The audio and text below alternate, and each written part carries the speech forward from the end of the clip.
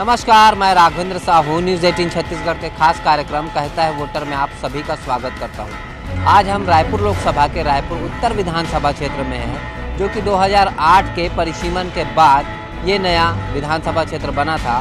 और इस विधानसभा क्षेत्र में अब तक 3 चुनाव हुए हैं, जिसमें से 2 बार कांग्रेस ने और 1 बार बीजेपी बाजी मारी थी। इस क्षेत्र में कितना विकास हुआ और कौन से ऐसे मुद्दे हैं जो लोकसभा में हावी रहेंगे, यहाँ के स्थानीय निवासियों से ही जानेंगे। इस वक्त हम रायपुर रेलवे स्टेशन के बाहर स्थित हैं, जहाँ पे आए दिन जो है भीड़ भाड़ जाम लगती है। यहाँ पे बहुत ज़्यादा ट्रैफिक जो है दिखाई पड़ता है, क्योंकि रेलवे स्टेशन में दिन भर में हज़ारों की संख्या में लोग जो है आते हैं जाते हैं, और जिसके कारण से इस चौराहे पे बहुत ज़्यादा जाम लग जाता है। जाहिर है कई समस्याएं हैं रेलवे स्टेशन में दिन भर में लोगों के आने आवाजाही के कारण से। और नज़ारा ये भी दिखाऊंगा कि हम जो है स्मार्ट सिटी रायपुर को स्मार्ट सिटी बनाने का प्रयास किया जा रहा है, लेकिन रेलवे स्टेशन के ठीक बाहर ये मुख्य सड़क पे जो जिस तरीके से गंदगी पसरी हुई है, ये हकीकत बयान करती है कि रायपुर कहाँ पे स्मार्ट सिटी बनने की कगार पर है। लोगों से जानेंगे किस तरीके से रायपुर उत्तर जो विधानसभा क्षेत्र है वहाँ पे किस तरीके की स्थितियाँ हैं। से जानना चाहेंगे भैया, क्या लगता है आपको स्टेशन में उस तरीके की सुविधाएं हैं जो मिलनी चाहिए? जो पहले बोला था वो अभी भी जो भी है, कांग्रेस भी जो आया भी है वो भी तो अभी कुछ नहीं कर पा रहा है। ऑटो के लिए तो ना ही तो स्टैंड दे पा रहा है, ना ही सुविधा दे पा रहा है। क्या लगता है आप लोगों की क्या समस्याएं हैं? हम लोग का समस्या ये है सर कि अगर रोड में गाड़ी खड़ा किए हैं तो नो पार्किंग चालान काटता है, आरपीएफ वाला पकड़ता है, 500 रुपये लेता है बिगर विदाउट पेपर का। पेपर भी चेक नहीं करता और दिन भर बैठा देता है। और इस समस्या ये है, सवारी पकड़ने के लिए भाई रोजी रोटी कमाने आए हैं, यहाँ पैसा पटाने थोड़ी आए हैं। अपना भी पेड़ देखना पड़ता है, गाड़ी किराए में चलती है। विधायक जो हैं यहाँ के कुलदीप जुनेजा क्या सक्रिय रहते हैं, इधर आते हैं, कोई काम आप लोगों की समस्या जानी? हाँ आते हैं सर, समस्या जानने के लिए हम लोग वो भी सॉल्व करते हैं कुछ, मगर उनसे भी जितना होता है वो कर सकता है, और हम लोग से जितना होता है हम लोग करते हैं सर। इस वक्त जो है लोकसभा का चुनाव है, क्या मानते हैं किसकी सरकार बनेगी? कांग्रेस सरकार बनेगी। अच्छा, आपसे जानना चाहेंगे लोकसभा चुनाव है, कौन से ऐसे मुद्दे हैं जो हावी रहेंगे, किन मुद्दों के आधार पर हमारे नेता जो है वो चुनाव लड़ेंगे?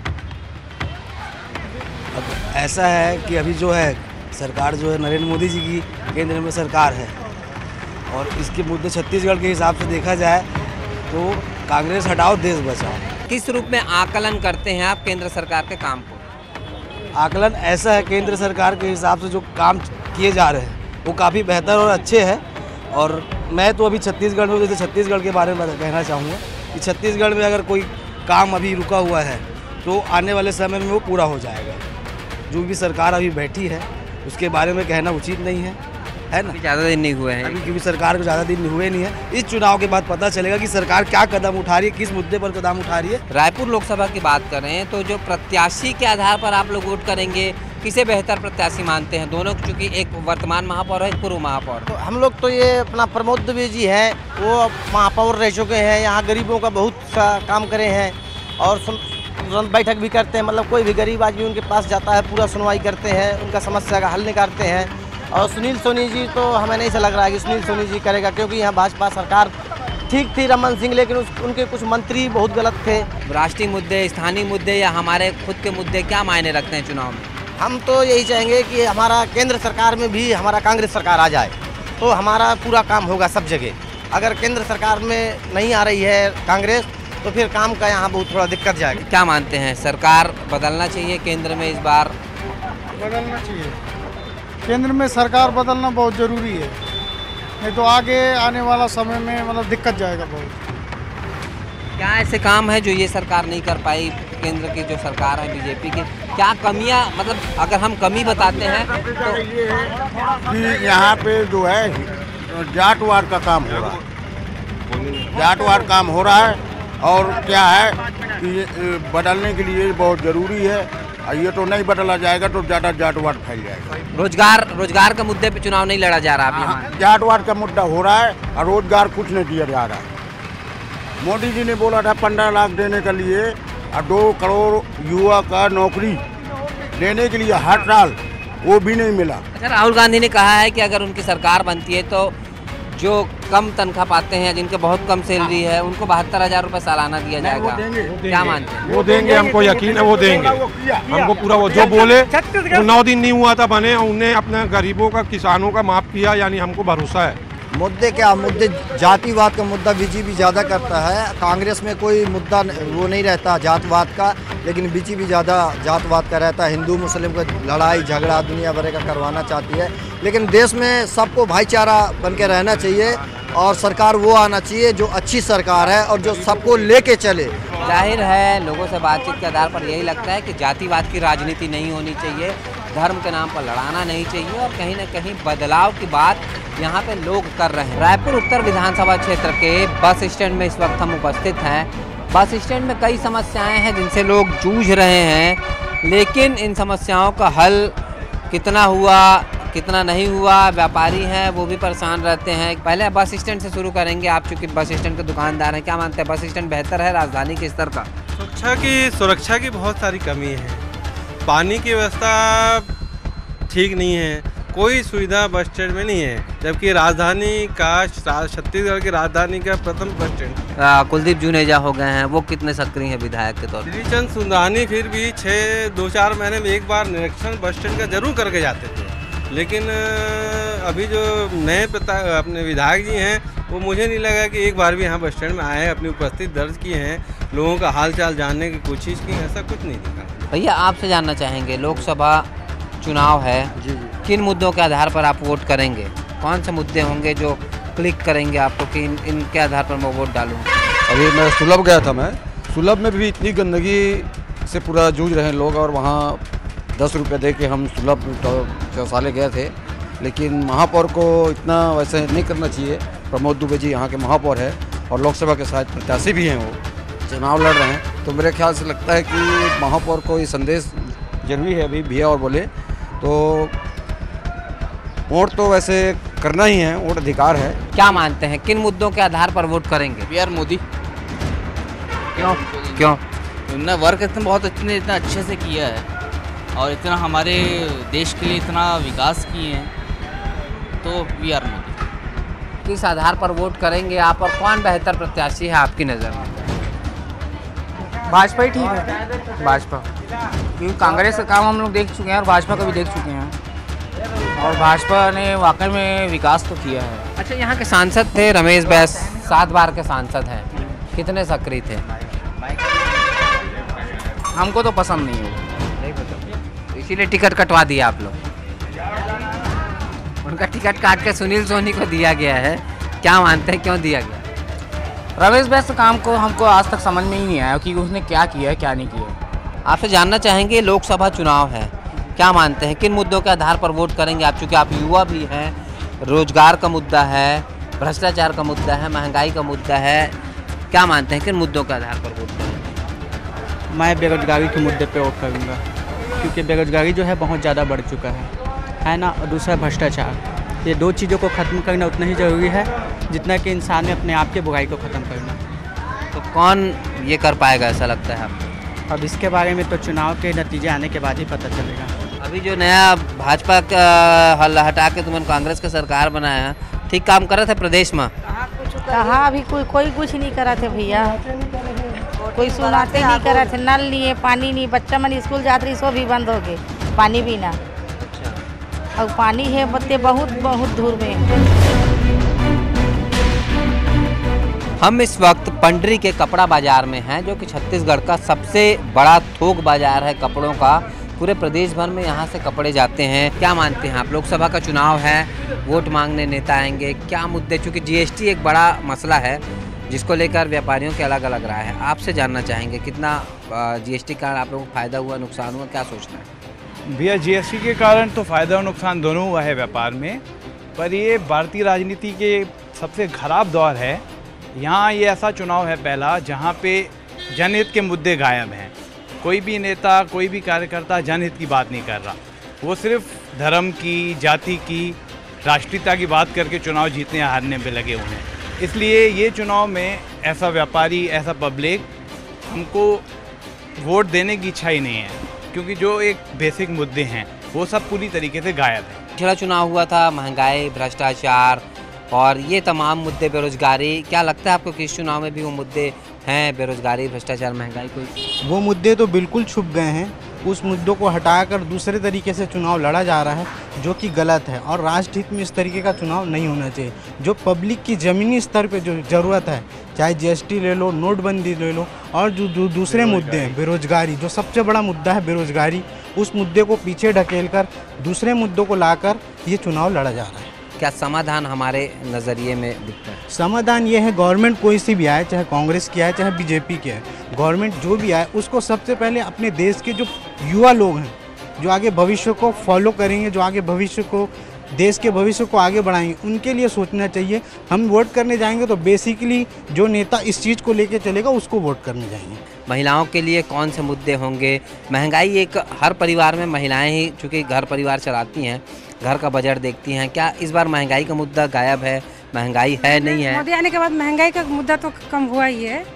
बेसिकली जो जनरल नीड्स होते हैं उसमें तो कम हुआ ही है। बाकी जीएसटी के चलते थोड़ा प्रॉब्लम तो आ रहा है। क्या लगता है आपको, व्यापारी होने के नाते क्या व्यापारियों का भला हुआ है या किस रूप में देखते हैं? व्यापार में तो बेसिकली हर चीज़ की तकलीफ़ें आई हैं। जीएसटी से लेके नोटबंदी से लेके हर प्रकार की तकलीफ़ें का सामना एक व्यापारी को करना पड़ रहा है। इसके कारण सरकार को सही तरह पर ध्यान देना चाहिए।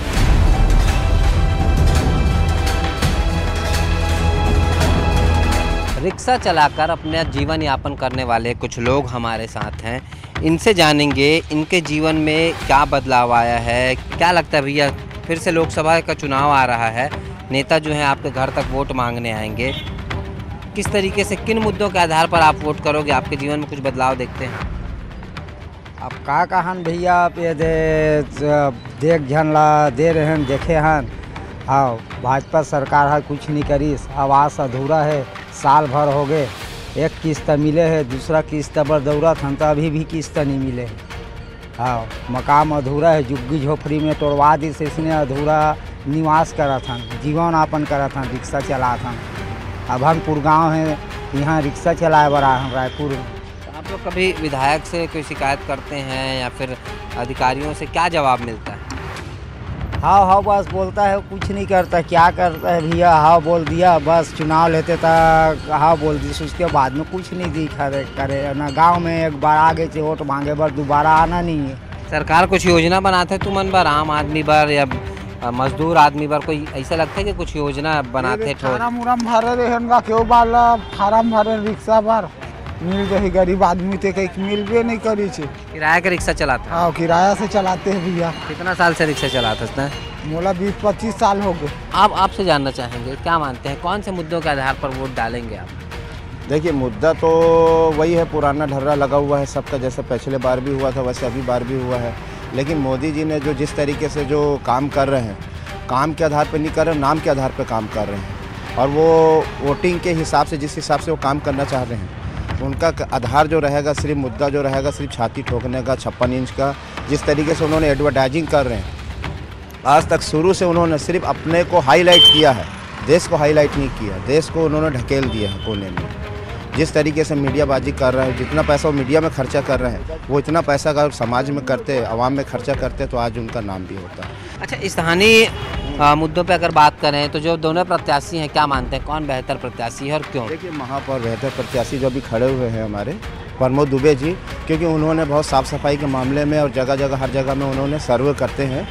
नहीं, मगर गंदगी तो राजधानी में बहुत जगह दिखाई देती है। तो आज पूरे आपको अमेरिका में भी मिलेगी गंदगी, कहाँ नहीं मिलेगी? आज कांग्रेस के ज़माने में भी गंदगी थी, भाजपा के ज़माने में भी गंदगी, 15 साल तक रमन सिंह जी रहे तो भी गंदगी रही है, लोगों को प्राइवेट कंपनियों को ठेका दिया तो भी गंदगी थी, गंदगी। लेकिन गंदगी क्या करेंगे, गंदगी तो हम खुद कर रहे हैं ना। आप वोट डालने जाते हैं? हाँ, डालने जाते हैं। कुछ तो सोच के दिमाग में जाते होंगे, कुछ तो ध्यान में रहता होगा कि इस आधार पे मैं वोट करूँगा, ये प्रत्याशी अच्छा है इसलिए वोट करूँगा, या पार्टी अच्छा है इसलिए वोट करूँगा, कुछ तो रहता होगा। पार्टी अच्छा, मैं तो चाहे बीजेपी फिर आ जाए। लोकसभा में क्या मुद्दे होंगे, किन मुद्दों के आधार पर आप वोट डालने जाएंगे? ये तो मामूली बात है जी, मुद्दे तो कोई काम का नहीं आते, बोलने की जगह मुद्दे से कोई मतलब नहीं। मुद्दों से मतलब नहीं है तो किस आधार पर लोग वोट करते हैं, आप, हम या दूसरे कोई? नहीं है, वोट तो देना ही हर हाल में आदमी को, चाहे मुद्दा रखो ना रखो, मुद्दा उल्टा सीधा भी रख देते। क्या मानते हैं, मुद्दे मायने नहीं रखते? नहीं, मुद्दे तो मायने रखते हैं। देखिए, वोट तो हम करेंगे भ्रष्टाचार का मुद्दे पर, मोदी जी जितना कुछ बोले थे कुछ किया नहीं है, सिर्फ जुमलाबाजी है, सिर्फ जुमलाबाजी। हम ये कर देंगे, हम वो कर देंगे। हिंदू आतंकवादी का नाम पे भ्रष्टाचार फैला रहा है। मोदी क्या किया है? नोटबंदी से क्या मिला उसको? आतंकवादी दूर हुआ? काला धन दूर हुआ?